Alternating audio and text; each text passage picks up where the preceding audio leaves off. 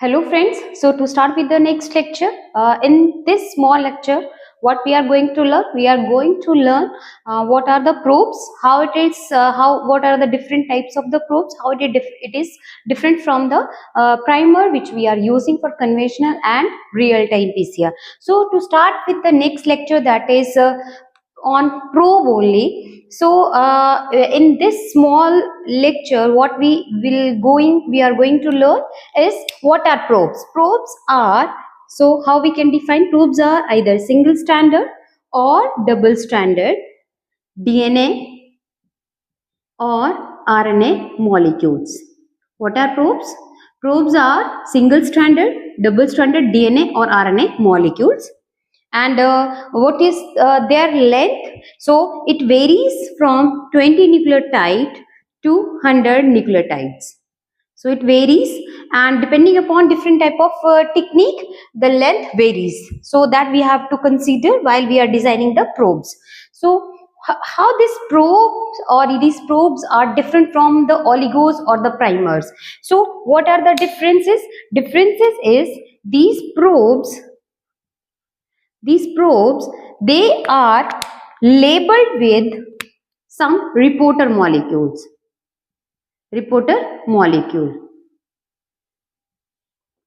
These probes are labeled with some reporter molecule, or they are tagged with some reporter molecule. Whereas your oligos or primers, which we are using for the real-time PCR or conventional PCR, they are not tagged with anything. So this is the main difference between your probe and your primer. So if we classify these probes can be of 4 types. Just for the sake of remembering, we can classify double stranded DNA probe, single stranded DNA probe, double stranded RNA probes, and single stranded RNA probes. So these 4 type of probes we will learn in this small lecture. So to start with your double stranded probe, double stranded DNA probe. So how we can use these probes? So double stranded DNA probes. So as the name suggests, double stranded, that means they have double strands of DNA. And because they are double stranded, so double strands, and because it is probe, so it is labeled with your fluorophore. They are labeled with your fluorophore or reporter molecule. So, and what is the advantage of double stranded DNA probe? The advantage is we can design this probe of desired length. Whatever length we want to have, we can design the length, or we can decide the length of these probes.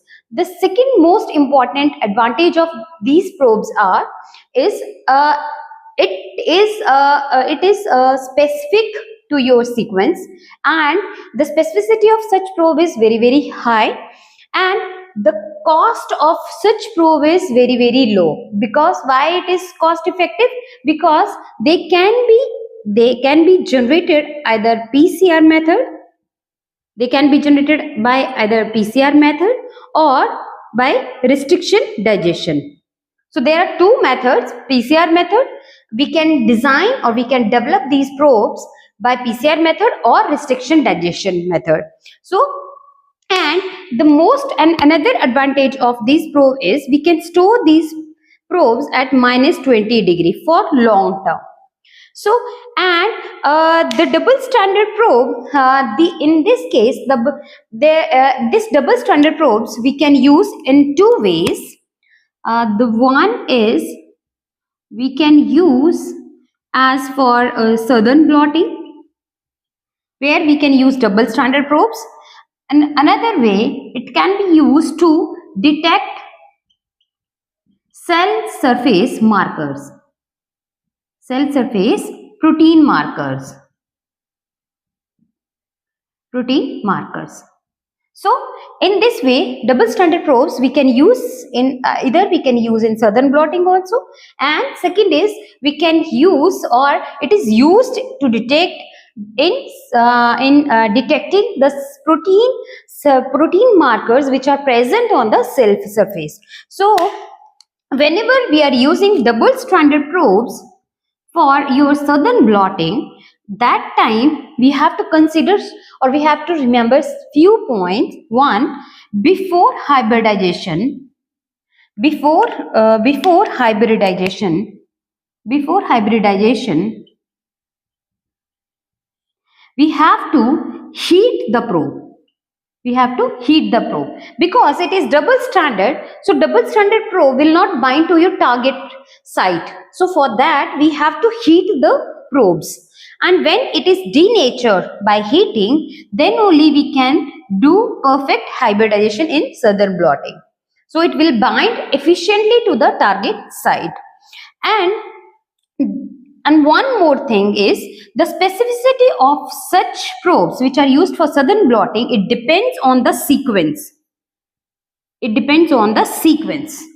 Because if you want to detect particular gene or particular location or particular loci in the genome, registered genome, when we used to perform southern blotting, that time the probe sequence should be specific to the target site. Okay, so when it is specific to the target site, so that's why the specificity of such probe which are used for southern blotting, it depends on the sequence of the nucleotide sequence of the probe.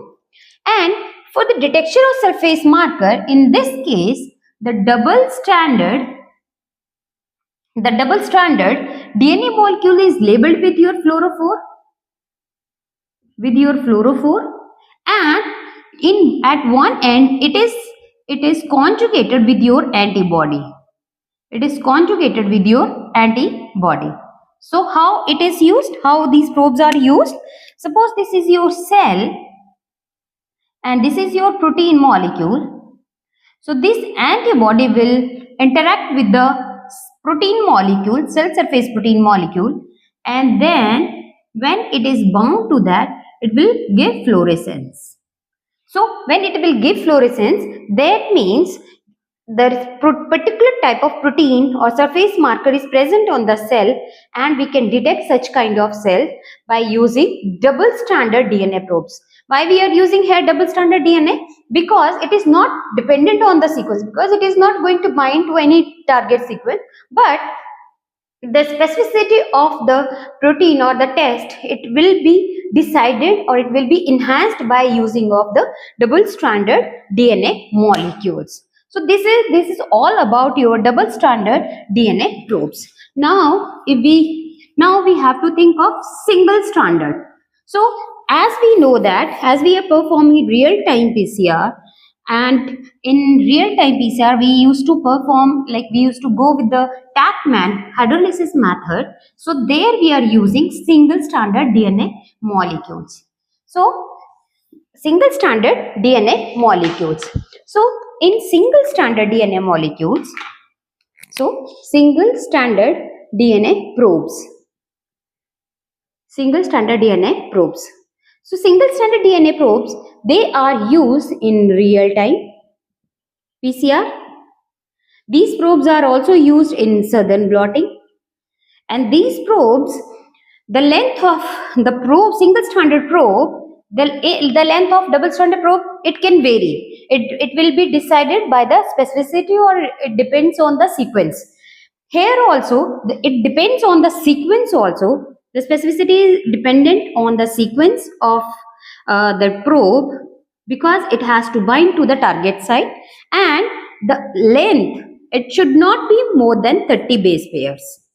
It should not be more than 30 base pairs, but it should not be less than 12 base pairs. So to have the ideal length of such kind of probe is roughly 20 to 25 nucleotides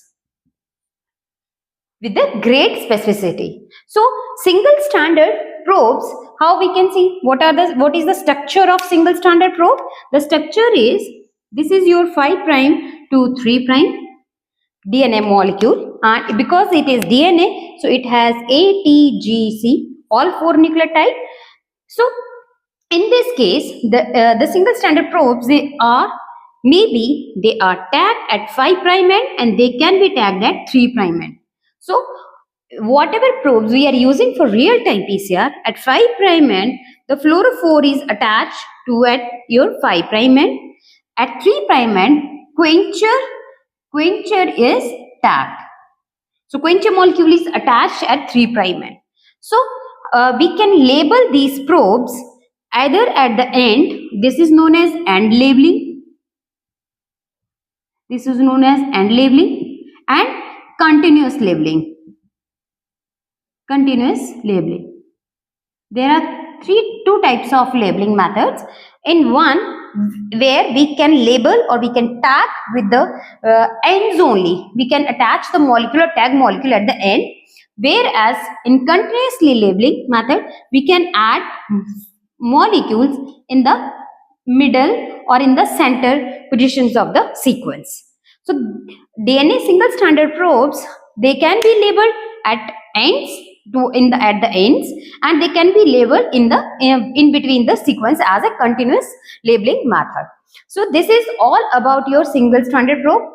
Single stranded DNA probe, they are used in real time. Southern blotting, they are also sequence dependent, and they can be end labeled or they can be continuously labeled with your fluorophores, and the ideal length is 20 to 25 nucleon. There is no need to heat the probes because they are already in single stranded form, so they will bind to their specific DNA site or their DNA or RNA molecule. So this is all about your single stranded DNA. Now we'll go with the double stranded RNA probes. Double stranded RNA probes. So double stranded RNA probes. So in this case, the bases are A, U and G and C, because this is RNA. So we all 4 bases we will have, and this double stranded RNA molecule, it is used in many assays, right? And there they are labeled with your fluorophore.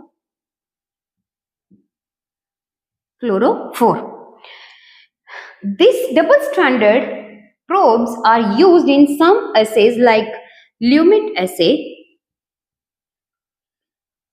It is similar to ELISA, kind of ELISA assay, where we can detect, and double stranded probes are used to detect the genome of viruses. So there are methods, and another technique is it is also used in RNA interference method, also RNAi method. So double stranded probes are also used in northern blotting, where we have to heat the molecule. So double stranded DNA molecules, because the stability of double stranded DNA molecule is higher, and so they are frequently, or they are more preferred compared to double stranded RNA. Whereas if we go with the last one, that is single stranded, the thermodynamically it has more specificity towards its target. It has all four AUGC sequences. It is stable, thermodynamically stable than your DNA probes. It is more stable, and they can be labeled with your radioisotopes, biotin molecule or fluorophores. And these molecules are used, or single stranded RNA probes are used in northern blotting also. The single stranded RNA molecule is used for the detection of genomes of many other pathogens in many assays. So all these probes are we can learn or we can remember in this way. So where it is important to learn where to use and when to use, that we have to decide whenever we are using or deciding any technique for the diagnostic purpose or for any other thesis work or any study purposes. So if we recapitulate quickly, so what we have learned, probes are different from primers in a way. They are labeled or tagged with some fluorescent molecules, biotin molecules, radioisotopes, or many other ways they can be tagged with the reporter molecule. Basically, we can see. So we can say that the probes are labeled with any reporter molecule, while primers, they are not labeled with any reporter molecule. Probes, they can be of four type: double-stranded DNA, single-stranded DNA, single-stranded RNA, and double-stranded RNA molecule, depending upon different type of techniques or different type of methods where we are using. And these probes are because the length and the sequence, it depends on what kind of probe we are using. If we are using we want to use these probes for the detection of cell surface protein, then there is no need to have specific DNA molecule. But if we are using real-time PCR or southern blotting or northern blotting, that time we need specific sequences, and it depends, the specificity of the assay, it also depends on the sequence of the probe.